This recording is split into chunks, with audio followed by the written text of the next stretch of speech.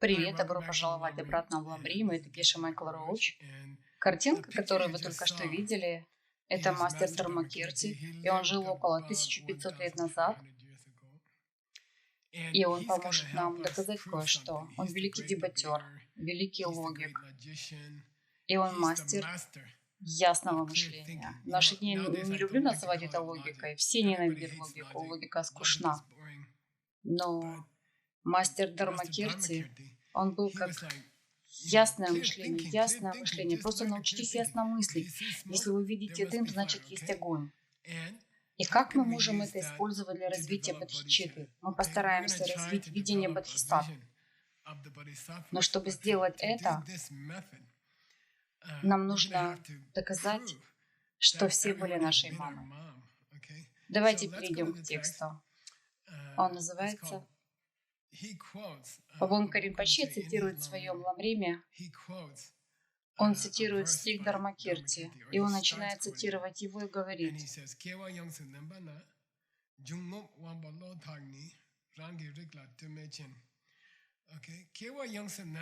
означает, когда ты перерождаешься, когда ты переродишься, джунгуп, джун означает дыхать, ингуп означает выдохнуть. Когда вы делаете базовую медитацию дыхания, наблюдая за своим дыханием, наблюдая за 10 вдохами, прежде чем медитировать, фокусировав ваш ум. В Абхидharmakоше это называется Упджунгуп. Итак, джунгуп означает выдох и вдох. Ванпо означает органы чувств, с которыми вы рождаетесь. Ваши глаза, уши, нос, язык и кожа. И ваш разум. Они не являются чем-то, что зависит от своего собственного типа. Ваше дыхание, ясность ваших чувств и вашего ума не являются чем-то, что зависит от вещей такого же типа. А потом он обрывает цитату Дharmakirti. И я подумал, ну и дела. Это отличная цитата, это великое учение, это целое учение. И он упоминает его, но не учит ему. Поэтому я подумал, почему бы нам не выучить этот конкретный стих от мастера Дharmakirti, что невероятно важно и невероятно красиво. И я имел честь 25 лет назад в монастыре, чтобы помочь великому ученому. Он учитель моего главного учителя Писаний. Мой главный учитель Писания Геша Туптен Ринчен из Сэра Мэй. Великий ученый. Великий учитель, необыкновенный учитель, который обучил многих Геша. А его учителем был Геша Еше Вангчук, который не ушел из Тибета во время культурной революции. Он остался в Тибете, и поэтому мы не знали, что было с ним. Но позже он смог посетить монастырь. И он сказал: кстати, у меня есть книга для вас, ребята. И мы такие: какая? А он сказал: я просто кое-что написал. На английском это будет около 8000 страниц. То, что он написал о Дharmakirti, об этом великом дебатюре 1500 лет назад. И мы посмотрели на это, мои учителя и я посмотрели, и это было невероятно. Он объясняет величайшую книгу Дharmakirti, слово за словом, и я никогда не видел никого, кто сделал бы это. Итак, обычно, если книга современная, если ей не 1000 лет, мы вроде как смотрим на нее в монастыре, и мы так: это хорошо, мило. Но когда мы проверили его книгу, мы поняли, что это великая классика. Она останется на 1000 лет, я думаю. Это великая классика, и поэтому мне разрешили присоединиться к команде. К его команде мы выпустили 2 тома. Она была в 2 больших томах. Мы набрали весь текст, мы проверили весь текст. Моя обязанность состояла в том, чтобы внести исходный текст Дharmakirti в нужных местах. Итак, эта книга много значит для меня. Это великий комментарий. Пойдемте посмотрим, что Геша Вангчук, один из величайших толкователей мастера Дхармакирти говорит о том, чтобы признавать в людях свою маму. Не забывайте, что это то, что мы пытаемся доказать. Были люди вашей мамы или нет? Итак, вот полные стихи.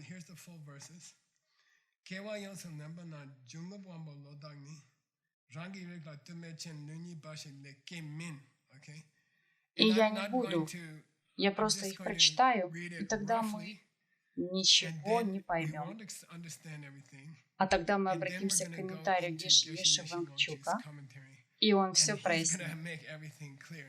Цель состоит в том, чтобы к концу этого занятия, которое будет немного длинновато, не волнуйтесь, мы попытаемся доказать, что люди вокруг вас были вашей мамой.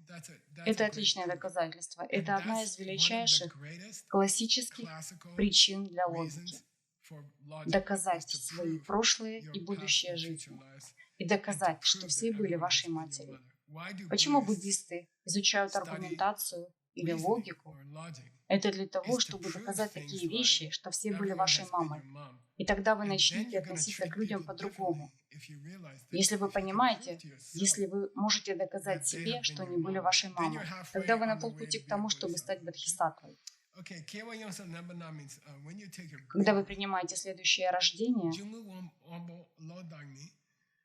вдох и выдох, ясность ваших чувств, ваша осознанность,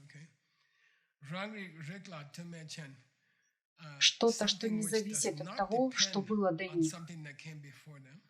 Мин, следующая строка, они не являются чем-то, что не зависит от того, что было до них. К сожалению, Бабонка Ринпоче намеренно опускает это слово. Они не просто исходят из вашего тела. Мы получим объяснение позже.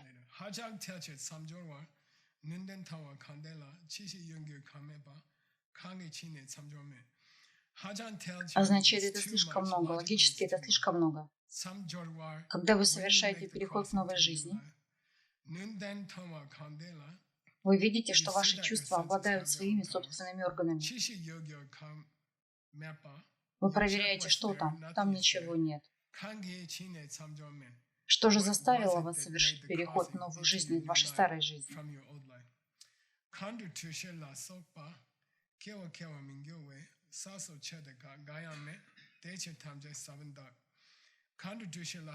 Давайте рассмотрим случаи, когда существа, казалось, росли из тепла и жидкости, мокроты и влажности.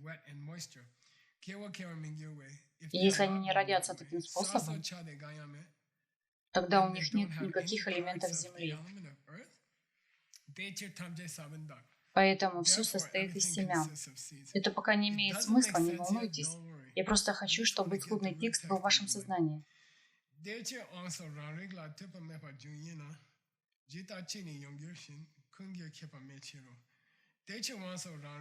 Если органы чувств не зависят от их собственного типа, который был прежде,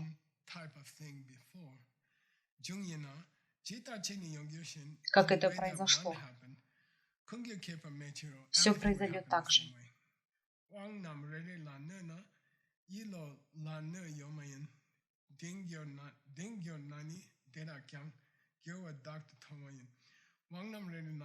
Если бы мы услышали идею о том, что мог бы существовать любой орган чувств, это не обязательно вредит восприятию мыслей.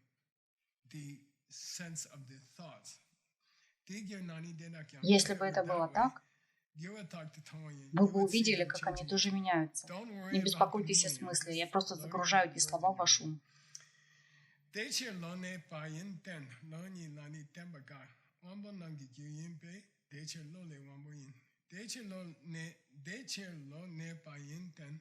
Поэтому остановка ума – это основа. Что остается поверх ума? Если органы чувств – это причина, следовательно, ум происходит из органов чувств. Если карма, которая бросает эти вещи в похожее существование, такая, тогда позже это должно быть то же самое. Вот и все, что говорит Дхармакирти. И это совершенно непонятно. Ты не можешь этого понять.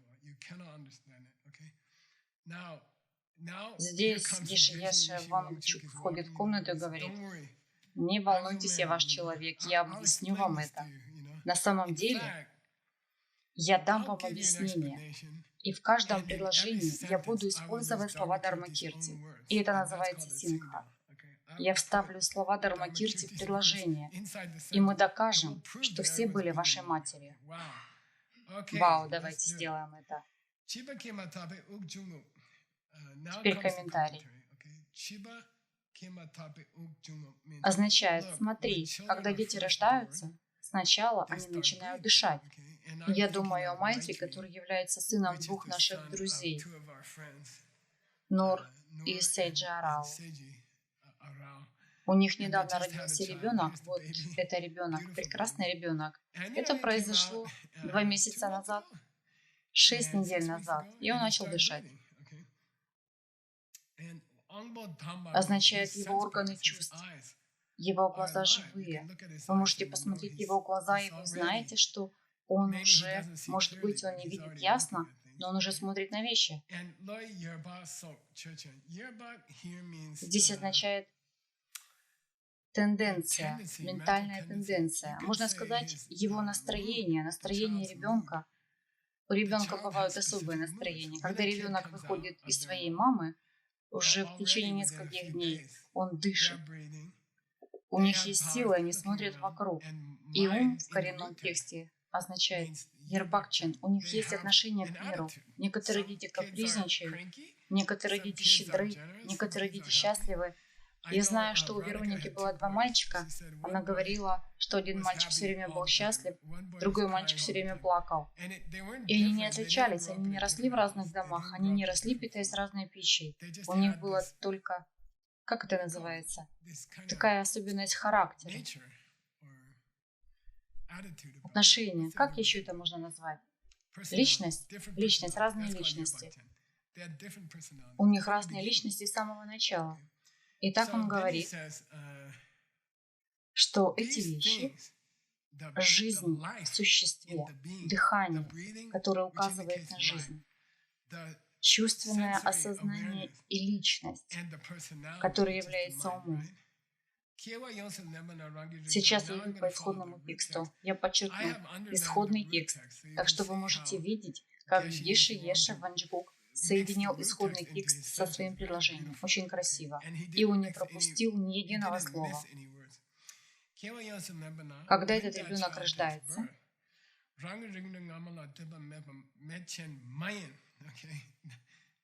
эти прекрасные глаза — это жизнь, выраженная в дыхании.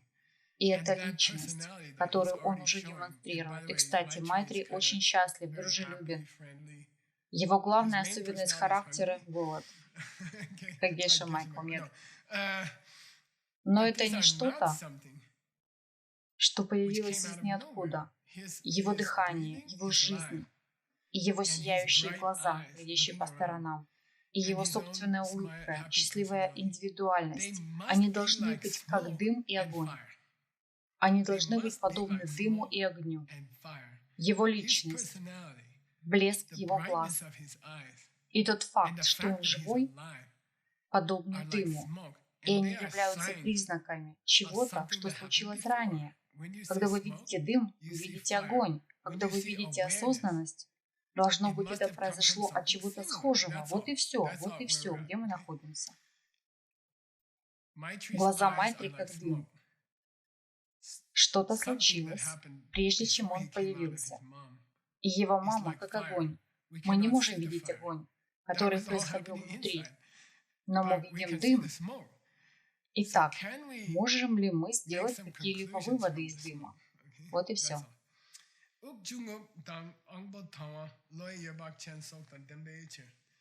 Он дышит, у него есть великолепные органы чувств, и его ум имеет определенную индивидуальность. Неужели блеск глаз Майтри и его жизнь, выраженная в его дыхании, и его личность, действительно ли они исходят только из его кожи? Неужели эти три вещи исходят из его кожи? Оттуда ли они произошли? Его личность произошла из его кожи, и его ясные глаза и осознание мира произошли из его кожи, и его дыхание, и сама его жизнь. Разве это результат его кожи? Когда вы смотрите в его глаза, его личность, и его осознанность как дым, и попробуйте угадать, каким был огонь, является ли причиной этих трех вещей его кожа? Только его кожа, понимаете? Нет, говорит Дharmakirti. Еша Вангчук говорит, нет. Вещи всегда исходят из других вещей того же типа. Вещи всегда происходят из других вещей того же типа. Вы не получаете осознанность из кожи. Вы получаете осознанность из осознанности. Вы получаете личность из личности прежде. Вы получаете осознанность чувств из осознанности чувств. Когда вы ищете причину чего-то, вы ищете что-то подобное. Осознанность должна исходить из осознанности, восприятие должно исходить из восприятия, личность должна исходить из личности. Это неверно, что не все происходят из вашей кожи. Это Дharmakirti.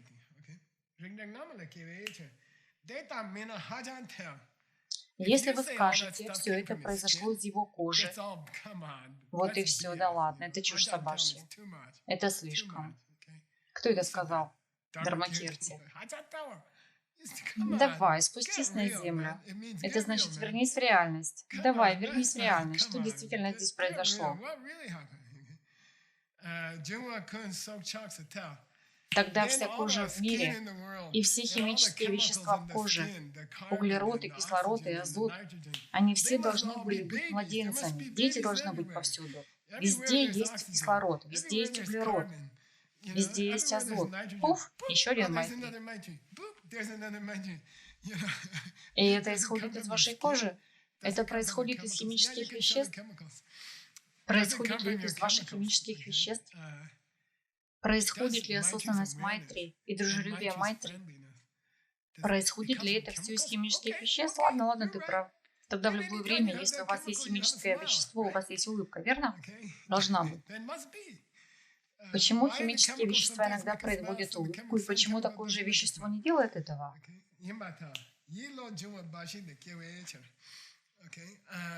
Потому что, по вашим словам, Гило означает ум. Это осознанность ребенка. Происходит из джунва. Здесь джунва означает 4 элемента. Сачунэ, земля, вода, огонь и ветер. Это тибетский путь. Называть химические элементы. Углерод, азот, кислород. Тогда везде, где у вас есть химические вещества, у вас должны выскакивать Майтри. Почему? Потому что Майтри произошел из веществ. Его личность возникла из веществ. Все дети должны быть такими же дружелюбными, как Майтри, потому что у всех детей есть углерод.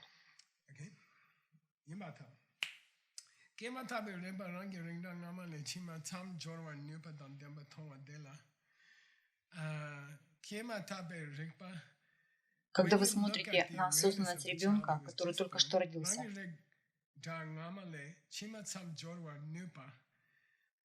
должен же быть какой-то потенциал, причине дружелюбия Майтри, который создал дружелюбие Майтри, верно? Когда Майтри был дружелюбен после того, как он появился из своей мамы Нур, тогда должно быть было немного дружелюбия до этого. Вы можете это видеть.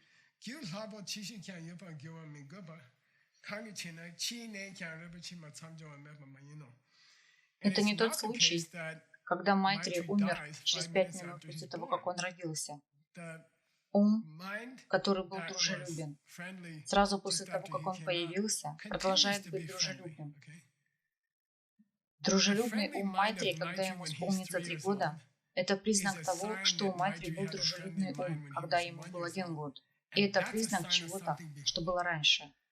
Когда вы видите ребенка, который дружелюбен по натуре, личность, и его осознанность, и его 3 года.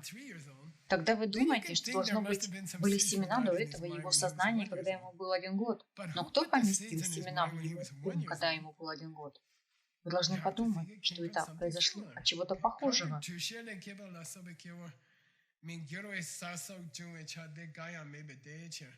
И по вашим словам, тогда каждый раз,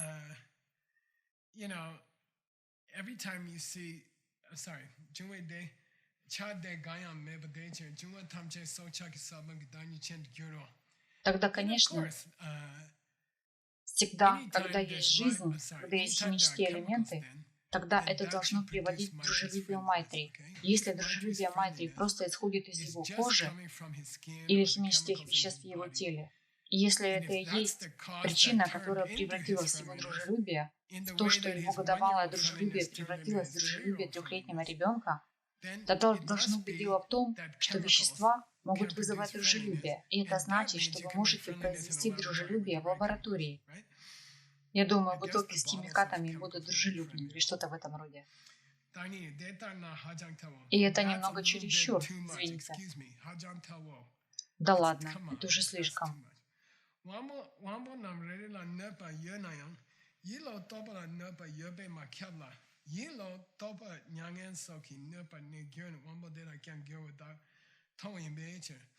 Какова связь между органами чувств и состоянием ума Майтри?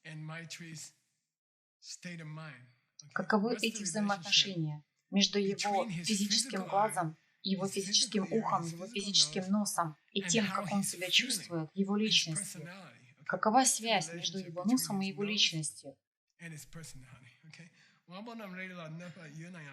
Смотрите, вы можете поранить нос, но ум может остаться дружелюбным. Это возможно. У меня был друг, мы видели ее вчера вечером. Кайла, ее дочь, вы знали? Собака очень сильно покусала ее дочь, и часть ее носа была очень сильно поранена. Но ребенок очень милый. Это означает, что если кожа Майтри создавала личность Майтри, тогда, когда вы порежете кожу, личность Майтри должна стать злой. Но это не так.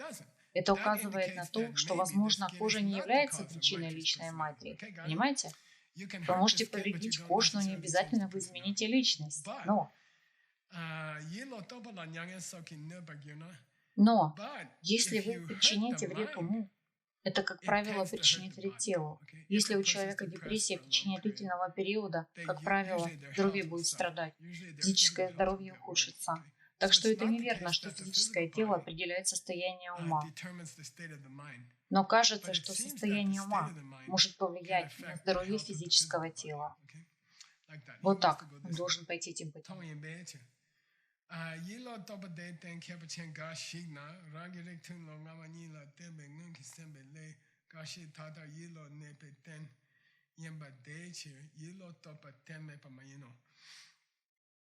Так ли это, что личность Майтри существует безосновательно? В буддизме мы говорим, это называется и носовой платок держит чашку. Это называется основа, фундамент. А это называется тем, что стоит на фундаменте. Это нынешняя личность Майтри, то, что он дружелюбен. Должно быть, это стоит на чем-то в прошлом. Что-то в его сознании в прошлом сделало его нынешний ум дружелюбным. И это прошлое состояние поддерживает его нынешнее состояние ума. Это нынешнее дружелюбие Майтри опирается на что-то в прошлом. Так и должно быть. Все результаты зиждятся на причинах в прошлом. Мы называем это зависимым происхождением. Это текущее состояние ума базируется на каком-то состоянии ума в прошлом. Поэтому будет неверным полагать, что личность Майтри образовалась сама по себе, появилась из ниоткуда. Это не тот случай, когда один из детей Вероники все время плакал, а другой был все время счастлив. Это не так, что для этого нет причины. Для этого должна быть причина. И это должно было случиться прежде, чем они появились. Потому что все вышло именно так. Причина должна быть. Огонь должен быть под дымом. Мы видим дым, который является личностью новорожденного ребенка, но мы не видим огня. Но мы можем сделать предположение об огне. Мы можем попытаться использовать нашу логику, чтобы сказать, должно быть, что-то было до того, как они появились. Кажется, у меня есть фотография.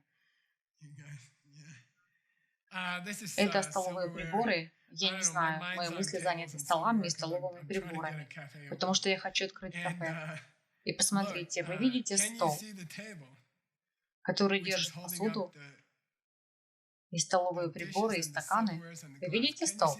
Да или нет? Деревянный стол. Вы не видите? Вы видите что-то, поддерживающее бокалы, и тарелки, и столовые приборы. Но ведь оно накрыто тканью, верно? И вы не можете его видеть. Эта ткань – это момент рождения.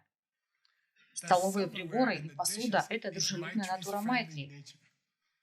И буддизм говорит, что должно быть что-то за тканью. Если вы посмотрите в темноту за несколько часов до рождения Майтри, есть там что-нибудь? Или до того, как он был зачат? Есть ли там что-то, на что опирается его дружелюбие? И разве оно не должно быть того же типа? Злость не делает тебя дружелюбным спустя час. Если человек злится, это не сделает его дружелюбным в следующем году. Проявление дружелюбия сделает вас дружелюбным человеком в следующем году. Органы чувств исходят из ума.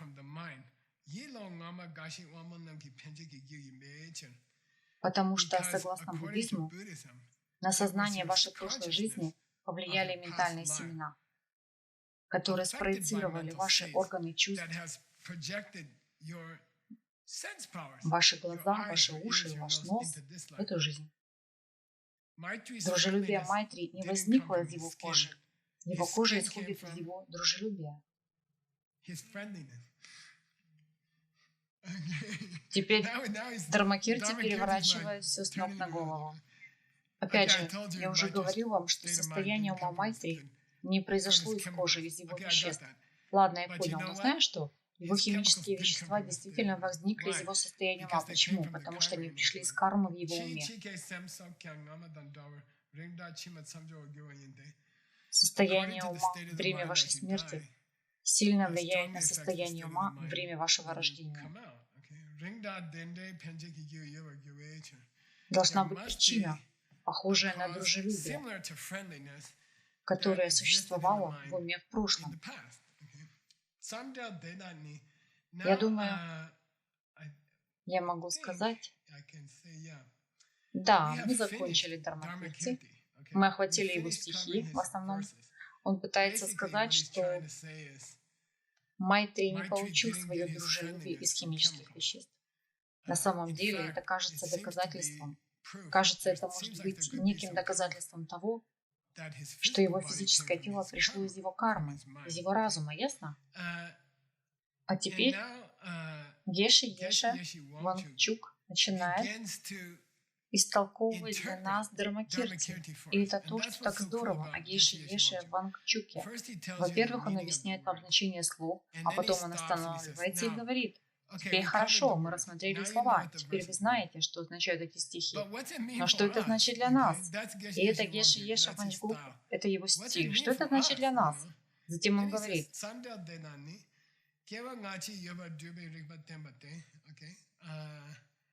весь смысл этих стихов состоит в том, чтобы объяснить нам, что у нас была прошлая жизнь. Вот и все. Все эти доводы о личности Майтри и эти аргументы о его состоянии ума, и этот спор о его органах восприятия, все это связано с вопросом, существует ли прошлая жизнь. У вас была прошлая жизнь или нет?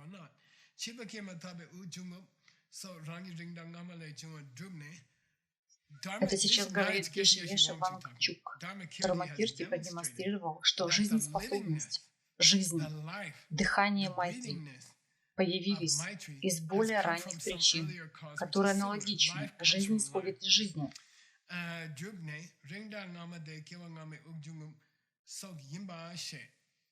Он хочет, чтобы вы поняли, что жизненная энергия, отраженная в дыхании Майтри, это признак, этот дым является признаком пожара.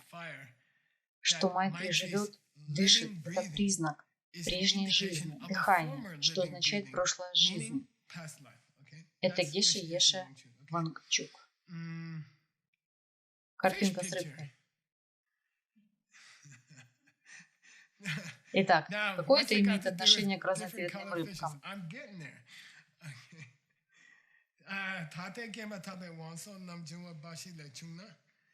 Так вот, Тагеше Еше Вангчук пытается сделать Дharmakirti более ясным для нас. Смотрите, даже если способность ваших глаз, ваши уши, глаза, нос, язык, кожа, даже если они действительно произошли из элементов, химических веществ, допустим, они пришли из химических веществ, тогда если у вас есть раковина, полная тех же веществ, почему вы получаете разные виды существ? Если бы тело возникало только из химических веществ, затем, если бы вы поместили те же вещества в пруд, то на выходе вы должны были бы получить одинаковых веществ на выходе из этих веществ. Но вы видите, в одних прудах рыбки с красными головами и желтыми телами, а затем вы видите других рыбок с желтыми головами и красными телами. Почему? Если это те же самые химические вещества, почему существует различия в результате? Некоторые существа в пруду большие, некоторые маленькие. И даже среди людей некоторые с большими телами, некоторые с маленькими. Вы видите разных людей, появляющихся из одной и той же партии химических веществ, из тех же основных химических веществ. Вы получаете некоторых людей, которые очень умны, и вы получаете других людей, которые глупы. Это указывает на то, что это может зависеть не только от химических веществ.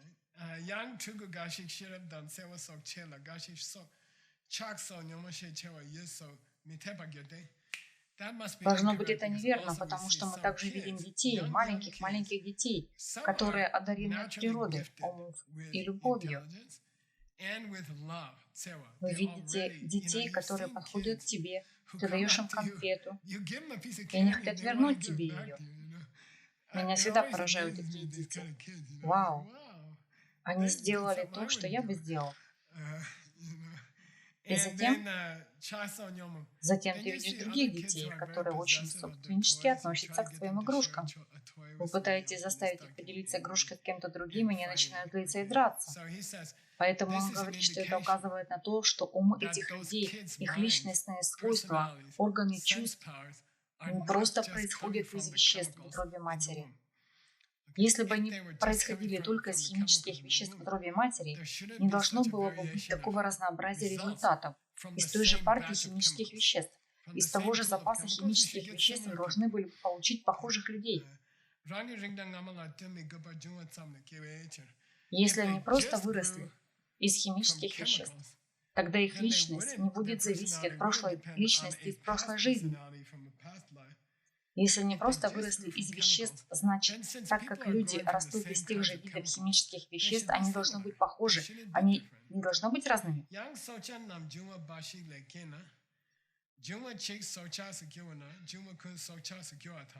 Я приведу вам еще один аргумент.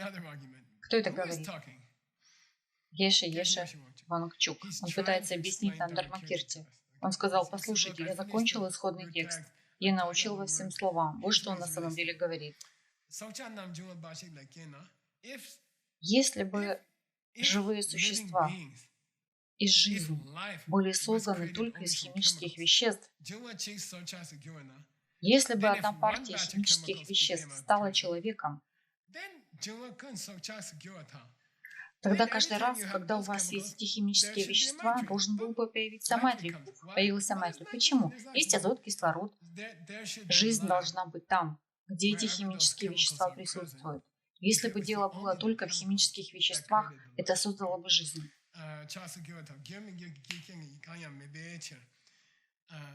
Потому что то, чем эти вещи являются и не являются, следует из их причин и их условий. Тим, что это значит? Давай, Ранлук. Да, ребята, Еши, вам что говорить? Эй, я вас уже запутал? Вы что-нибудь узнали? Думаю, да. Чему вы научились? Личность Майтри произошла не из химических веществ в утробе ног. Ладно, хорошо. Ну хорошо, я понимаю. Как вы думаете, откуда взялась его личность? Теперь он говорит, вы хотите, чтобы я вам сказал? Вы хотите знать мое мнение, откуда произошла личность Майтри?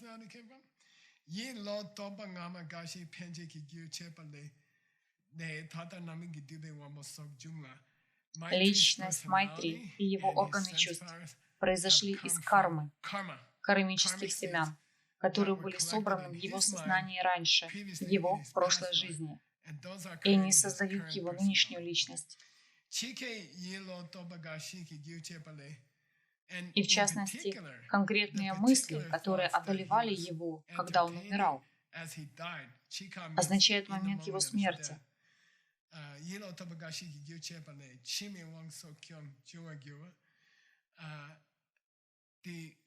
Семена в уме в момент этой прошлой жизни. Смерть, которая Нимпа имела силу, чтобы создать его нынешнюю личность. Эти семена в его сознании — это то, что создало его нынешнюю личность. Хорошо, мы продолжаем. Кстати, у вас есть моя фотография на стене? Итак, Еши хочет, чтобы вы, наверное, картинка перед этой, если только она есть. Почему ты плачешь, Майтри? Как насчет той, что была до этого? У вас есть картинка стены, видите, рисуют на ней. Наверное, я забыла ее, ладно. Не переживайте. Давайте посмотрим комментарии.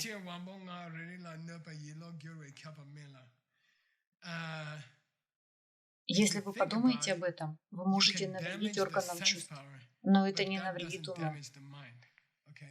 Это может быть счастливый человек. Я встретил такую даму в Тайване, она пришла ко мне, очень крупная бизнес-леди. Ее дочь привела меня к ней. И она сказала, что что-то случилось. И сначала она рассказала мне, как богата ее мама, и насколько успешна ее мама. Я такой, вау, это круто. А потом она сказала, ну что-то случилось. И я спросил, что? Я не знаю, я думаю, ей делали пластическую операцию, и они повредили зрительный нерв, и она ослепла. Они повредили нерв в ее глазу, и она слепа. Она ослепла, потому что не хотела иметь морщины или что-то такое. Теперь она слепа, совершенно слепа. Вы можете повредить органы чувств, но не обязательно это расстроит человека. Она была совершенно спокойна, вполне здрава, и она была готова продолжать работать. Можно повредить органы восприятия, можно повредить химические вещества кожи, но не повредить личность. Это возможно.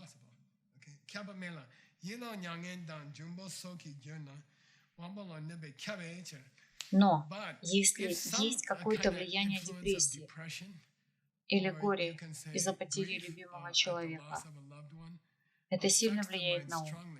Это действительно влияет на химические вещества в теле. Человек стареет, человек набирает вес, или всякое случается с людьми в депрессии. Хорошо.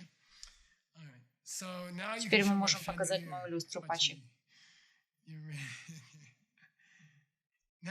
Вообще, у нас такое ощущение, что... Кстати, это заняло у меня много времени, чтобы найти эту картинку, понимаете? В целом, мы говорим, что это является состоянием прошлой жизни, а это состояние нынешней жизни. И нынешнее состояние жизни покоится на состоянии прошлой жизни, верно? Но ученым кажется, что личность Майтри держится на химических веществах, которые были в его маме. Разум Майтри состоит из химических веществ, которые были в супе внутри его мамы. Это выглядит так, что разум держится на химических веществах. Но с этой люстрой не всегда так, что то, что находится сверху, это то, что покоится на другом. Люстра покоится на потолке, потолок держит люстру. Не всегда вещь, которая внизу, является поддержкой, а вещь, которая сверху, всегда то, что поддерживается. Иногда, когда у вас есть люстра, которая свисает с потолка, потолок на самом верху, но он держит люстру. Так что личность Майтри не появилась из химических веществ в утробе его матери. Может быть, все наоборот. Как наоборот? Его личность создала утробу его матери. Его личность создала химические вещества в утробе его матери. Подумайте об этом.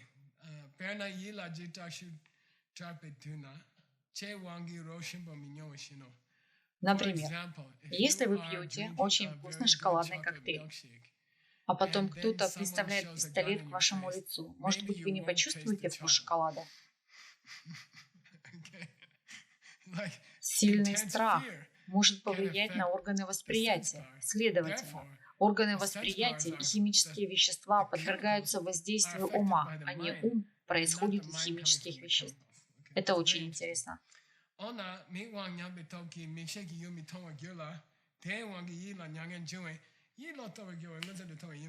Парень возвращается с очередным аргументом. Мы почти закончили, держитесь.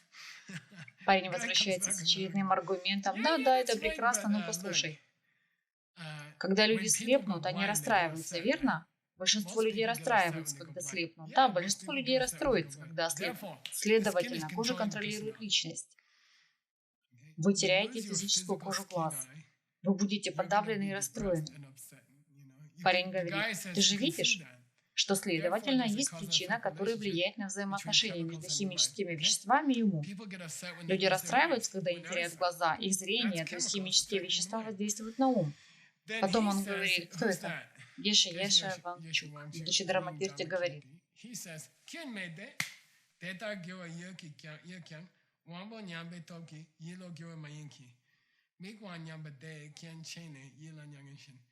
послушайте, я согласен. Есть случаи, где люди теряют зрение, и они расстраиваются. Но это не изменение в них. Ментальное состояние не было вызвано изменением в глазах.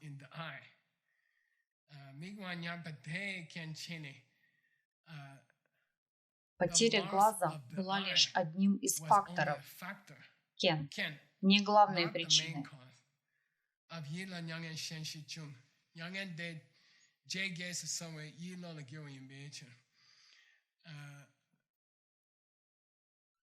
Кстати, дело не в этом. Без нанесения большего ущерба вашему глазу вы также можете расстраиваться все больше и больше. Так что повреждение глаза способствует депрессии. Но дело не в том, что когда ты становишься все более подавленным, твой глаз становится еще более поврежденным. Понятно? Хорошо. Более того, это также не тот случай, когда каждый раз, когда люди теряют глаза, они расстраиваются.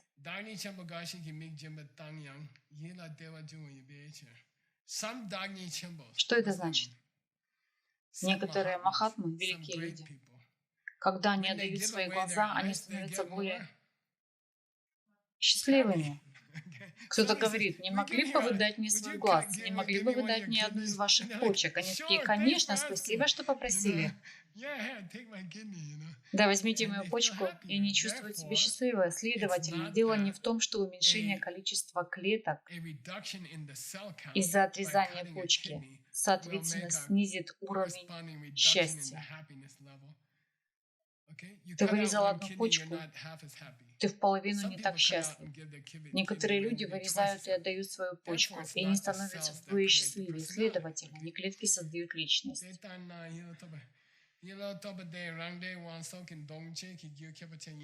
Следовательно, состояние ума имеет власть над состоянием клеток.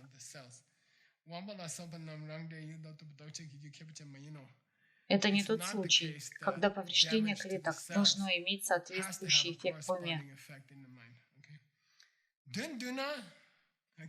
Это даст вам, ребята, некоторую надежду, потому что это означает, позвольте мне подвести итог. Давайте возьмем ментальное состояние Майтри сразу после его рождения. Это дым, который указывает на огонь перед этим. То есть, если у Майтри есть состояние ума, которое дружелюбное, он, должно быть, имел такое состояние ума до того, как он вошел в свою маму.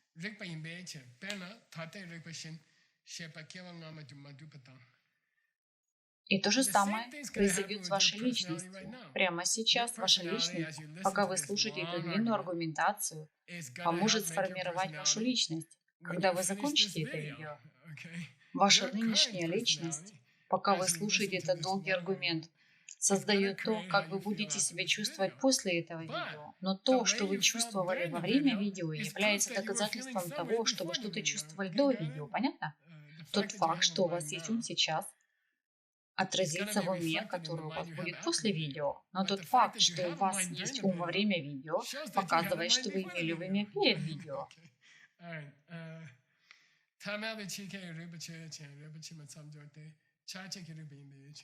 Затем он говорит, послушайте. Что, кстати, он говорит? Тот факт, что ваша осознанность в прошлой жизни может вызвать осознанность в этой жизни, если оба осознания находятся в сансаре, в колесе жизни и страданий. Это говорит не только о вашем предыдущем состоянии ума, но и о содержании вашего предыдущего состояния ума. Ваше предыдущее состояние ума должно быть облажалось каким-то образом, раз оно вызвало рождение в месте, где придется снова умереть.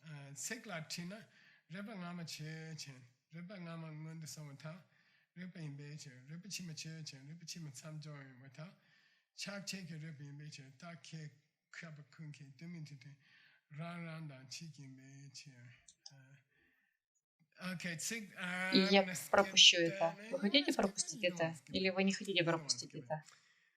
Он говорит, послушайте, если вы хотите запутаться в словах, если хотите, чтобы я запутал вас в словах, да, запутай меня в словах. Ладно, поехали. Означает, что ты хочешь, чтобы я? Ты хочешь, чтобы я запутал тебя словами, пока ты не поймешь, о чем я говорю? Да, хорошо, давайте сделаем это. Означает обнимать кого-то, что довольно забавно. Хотите, чтобы я крепко обнял вас словесно, чтобы вы не могли вспомнить, о чем я говорю? Давайте возьмем ум Майтри в его прошлой жизни. Должно быть, это было в прошлом, потому что у него есть ум. Давайте возьмем мысли Майтри, когда ему исполнится 20 лет.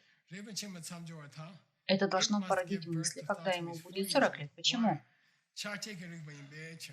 Потому что это не та личность, которая освободит его из сансары, если у него есть желание, если у него есть привязанность к самосущему.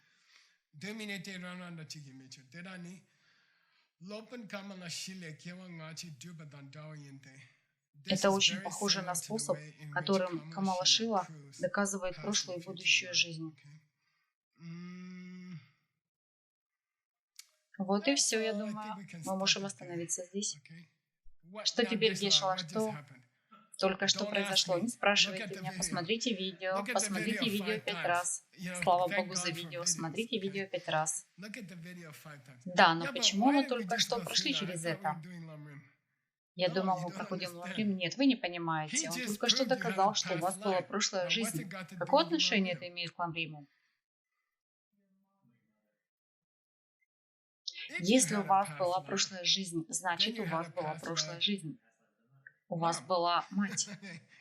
Мама, если я смогу доказать вам, что вы были живы за 5 минут до вашего рождения, если я смогу доказать вам, что вы были живы за 5 минут до своего рождения, тогда я доказал, что каждое живое существо вокруг вас было вашей матерью.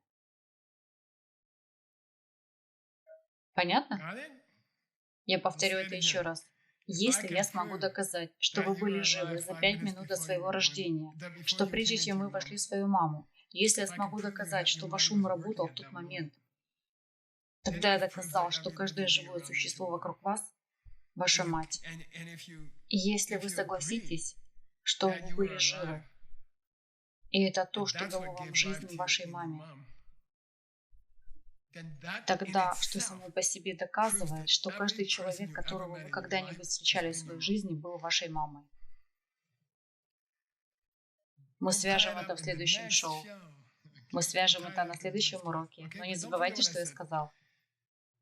Если вы были живы за 5 минут до начала жизни вашей маме, и если ваша жизнь маме произошла не из химических веществ, мертвых веществ, тогда каждое существо, каждый человек, которого вы когда-нибудь встречали в своей жизни, был вашей мамой. Теперь мы должны пройти через это, и мы это сделали. Хорошо, увидимся в следующем уроке.